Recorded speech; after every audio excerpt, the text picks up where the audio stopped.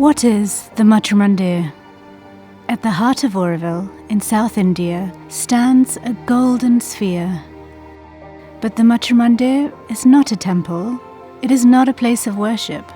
It is a space for silence, a space for inner discovery. Conceived by the mother of Sri Aurobindo ashram as the soul of Auroville, the Matrimandir was created for anyone who seeks a deeper connection within. Inside, at its very center, is a quiet chamber of white marble, where a single ray of sunlight falls into a crystal globe. There are no rituals here, no religion, only concentration and presence.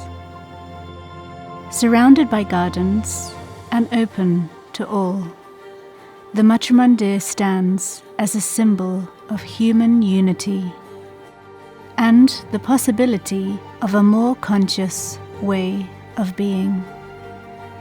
It is not something to believe in, it is something to experience.